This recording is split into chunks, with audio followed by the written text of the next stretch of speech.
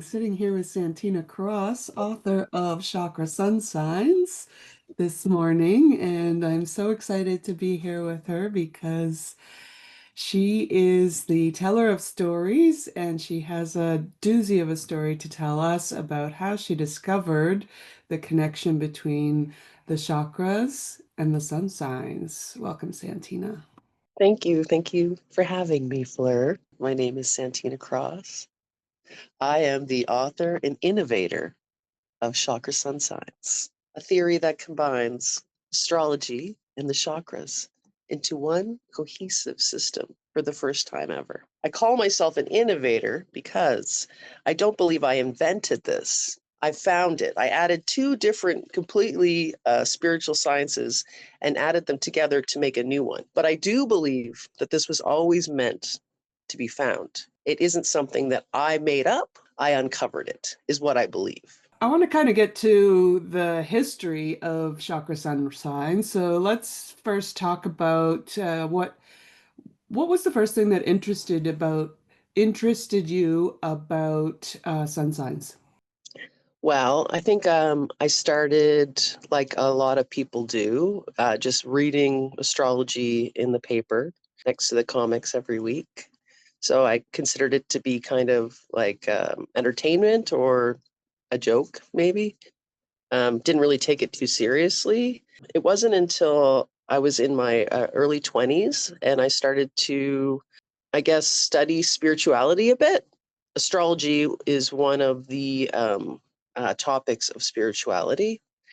And it occurred to me that maybe astrology wasn't about your ego after all. Maybe it wasn't about personality traits. There was something deeper to it. So I started to study it a little bit more. Yeah, I think we've all been there with the newspaper horoscope sections. That's interesting. That's where you started too. And then you made a connection between astrology and the chakras, and that's what this book is about. That's correct. Can you tell us a little bit about when you first learned about chakras? Yeah, totally. So I was into astrology since the end of the 90s. And I actually I found a journal that I've had. This is from like 1997. And I was like writing down information on all the signs that I could find. Some of it's not very accurate, actually. But I was just taking what I had learned about signs and sort of applying it. So for Libra, I said funky, balanced, lots of friends, slow but sure, carefree. I don't know. But like balanced, really? I mean, Libras can be balanced or they can be really unbalanced. You know what I mean? It's the scales. So Sometimes it's like, whoa. exactly. So I was trying to find, as far as astrology goes, I had learned all this stuff about the signs, and I'd known my own sign since I was in elementary school. But I didn't know why we were told that we were the way we were. And that's what I wanted to know. You know, when you were in math class as a kid and you were doing long division, you couldn't just give the answer. You had to show your work.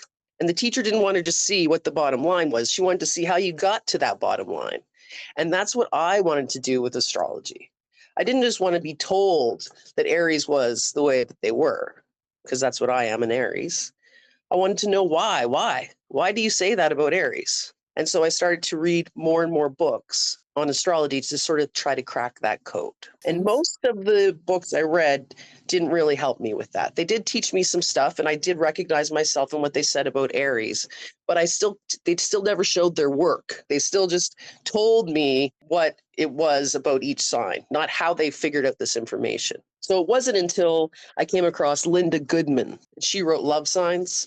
Now, this book, she's deceased now, unfortunately. I did try to get a hold of her. It's a beautiful book, and she like takes every relationship between every sign and writes these really like poetic sort of stories about them, which is really nice. But in the back of the book, she actually shows her work. She breaks down everything. Not only does she have every sign and people that they relate to, which I did with my own friends and family, but she talks about the compatibilities between sun signs and that there are patterns, that there are 7 patterns that we meet our sun signs under. And it was Mm. these patterns that were the first aha moment for me, where I was like, oh my God, okay, here, I get it. Now I understand why they say you with your own sign is good, or you with your own element is good, things that you probably haven't even heard of yet. I found out like really important, simple facts that tie astrology together in a way that isn't like over our head astrologers are. Like,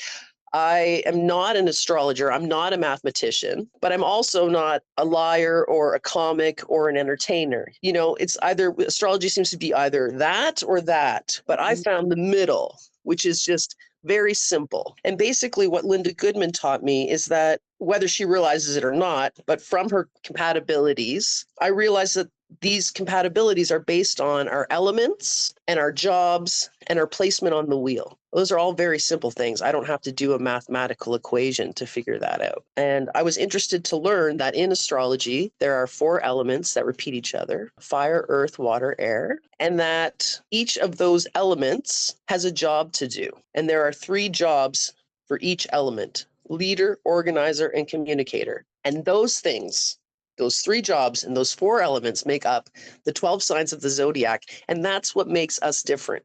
So that was like the start of me like memorizing that Aries were stubborn, and learning that Aries were, oh, an element, and they did a job. They were the leader of an element, and the element they were the leader of was fire. And that element means something, and that job means something. These are the things that define us. And these things are part of nature. Very simple. We are part of nature, just like the elements. I like that. I like that about astrology. And that was what really catapulted me into asking everybody their sign, memorizing people's signs, and just going about my life sort of not judging people based on who they are, but looking for those qualities in them. As simple as like the quality of earth, the quality of air, the quality of water, the quality of fire. It's just like you think. What does water make you think of? Tears? Yeah. Or think of an ocean. You know, it's moving, right? It's very it's felt by the moon, moves it, you know. And water is emotion, water is love, water is friendship. It's all of those things. So if you're a water sign, then those things are really important to you, and you express that in your life all the time. Then you have fire. What does fire make you think of? Passion and resources for some reason, even though they're Okay. all resources. Heat, obviously. What about like you make things with fire, right? Like you make your Oh, food with forging. fire. You can see with fire. It lights things up so that it's not dark anymore, right? It's Right. mesmerizing. When you sit around a campfire, you know, you can just watch a fire. Fire is inspiration and creativity. A fire dances too. Yeah, totally. Then when you think of air, what do you think of? Breathing, wind. What about thought? Where does that go? Yeah, thought for sure. Right? When you think about phone wires, they're up in the air, Yeah. connecting us.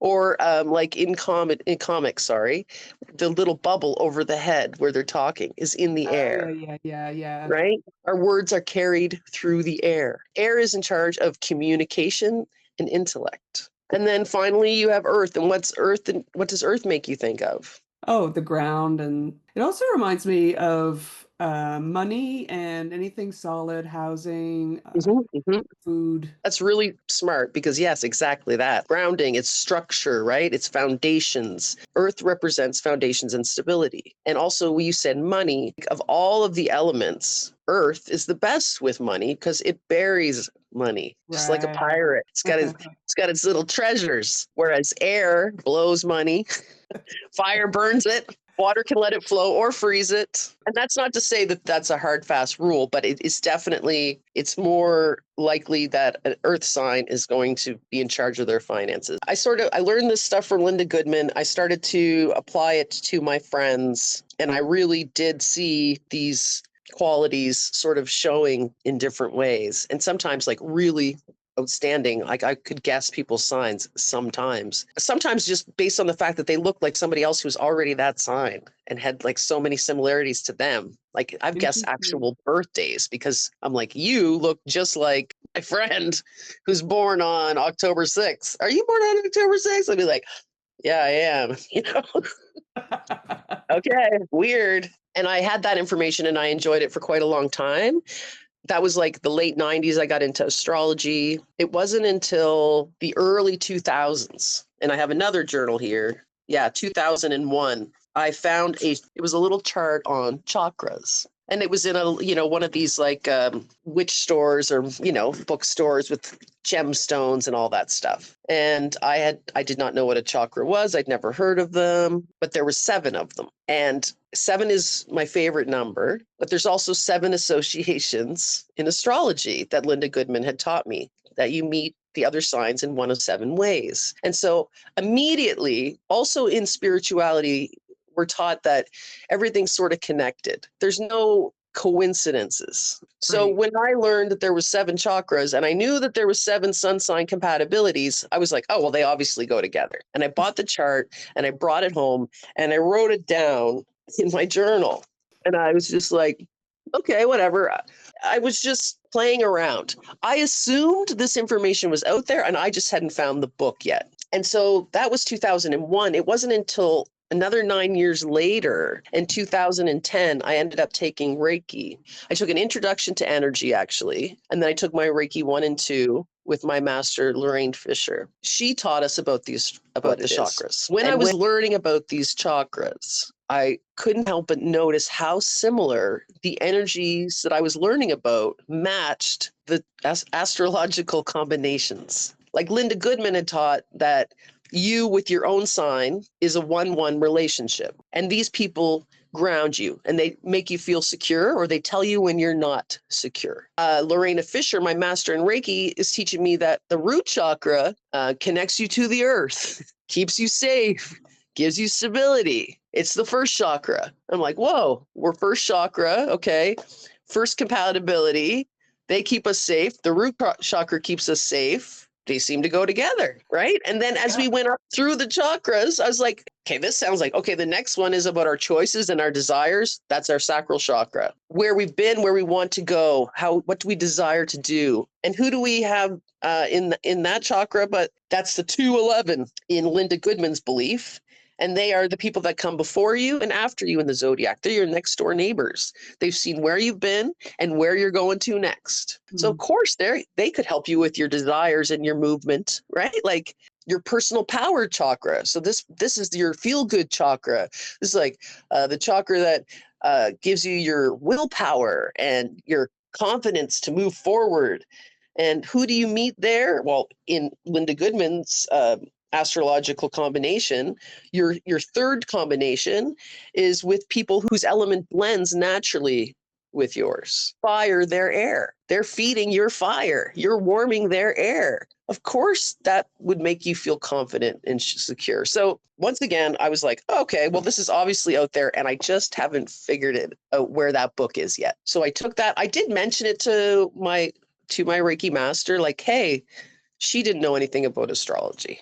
So she's like, that's nice, cool. Like, I'm glad that you think that, and let's move on, sort of thing. It was in 2011. I was living in Halifax. I moved back to Jasper, Alberta, and I went to the library. I thought about seeing if that book is still there and having it on me today, but I don't have it right now. I looked up chakras and astrology in this encyclopedia of astrology at the library. It was this thick. And it said, for years, researchers have been searching for a link between astrology and the chakras, but because there's 12 signs and only 7 chakras, no direct correlation has ever been found. I just about dropped the book on the floor and screamed out loud. I was like, holy shit, I have discovered the correlation. And that was the beginning of chakra sun signs.